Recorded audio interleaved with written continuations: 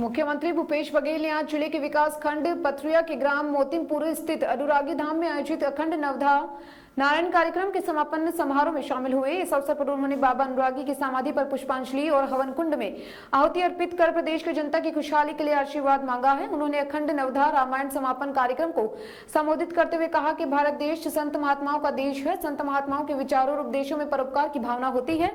बाबा अनुरागी के विचारों और उपदेशों में परोपकार भावना थी। मुख्यमंत्री बघेल ने कहा कि ग्राम मोतिमपुर की धारा में प्रतिवर्ष अखंड नवधा रामायण के माध्यम से बाबा अनुरागी को याद किया जा रहा है, जो खुशी की बात है। उन्होंने कहा कि अनुरागी बाबा की प्रेरणा से विगत वर्ष भी अनुरागी धाम आने का मौका मिला था, इस वर्ष भी आने का मौका मिला है। यह अनुकरणीय और प्रेरणादायी है। उन्होंने कहा कि अनुरागी धाम को पहले ज्यादातर लोग नहीं जानते थे, अब यह धाम पवित्र स्थल बन गया है। यहाँ दूर दूर से लोग आ रहे हैं और अनुरागी बाबा के आशीर्वाद लेकर जा रहे हैं, जो उनकी ख्याति को दर्शाता है। उन्होंने कहा कि प्रदेश में 2 वर्ष पहले महानदी और शिवनाथ नदी जैसे बड़ी नदियों पर बैराज और स्टाम्प डैम का निर्माण किया गया है, लेकिन बैराज और स्टाम्प डैम का सदुपयोग नहीं हो पा रहा। अब बैराज और स्टाम्प डैम के माध्यम से इनके समीप के किसानों को सिंचाई सुविधा को उपलब्ध करवाने की रणनीति बनाई गई है।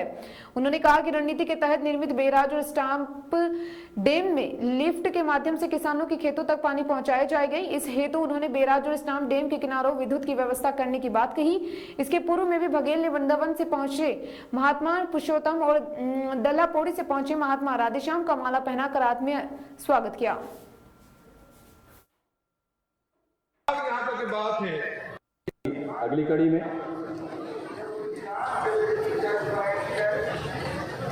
आगे बढ़ते निर्मल दिवाकर जी से अनुरोध करें कि वे मुख्यमंत्री महोदय का स्वागत और अभिनंदन करें।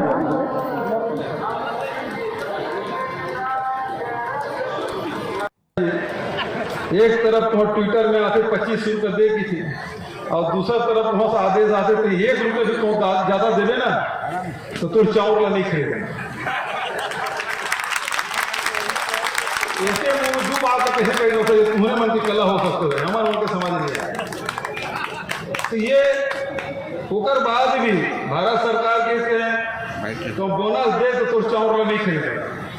तेकर बाद हमारे एक नवा रास्ता निकाले, राजीव गांधी समर्थन मूल्य में खरीदे शुरू करें। पिछले साल ले परिहार को 2500 रुपये दे रहे हैं पर साल से समर्थन मूल्य मिला थे। पिछले साल 1815 के हिसाब से, इसे अभी 1868 रुपये के हिसाब से हो। तो राजीव गांधी किसान ने योजना लागू करें तो वो कहा कि बोनस में कहे भैया के सम्मान निधि दे देते, किसान सम्मान निधि वैसे राजीव गांधी किसान न्याय योजना है। तो दोनों अंतर का है, 2000 रुपये देते, हम 10,000 रुपये देते।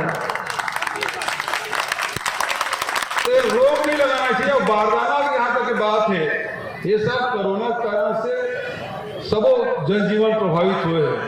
तो जिन फैक्ट्री है तेनों मन बंद होने से बारदाना की फैक्ट्री में बाद में चालू हुई। भारत सरकार हमारे 1,45,000 गठान दे, हालांकि हमारे जरूरत 4.5 लाख गठान के, लेकिन 1,45,000 गठान में भी अभी तक केवल 1,05,000 गठान आए हैं। 40,000 गठान अभी भी हमारे जूट कमिश्नर से मिलना बाकी है।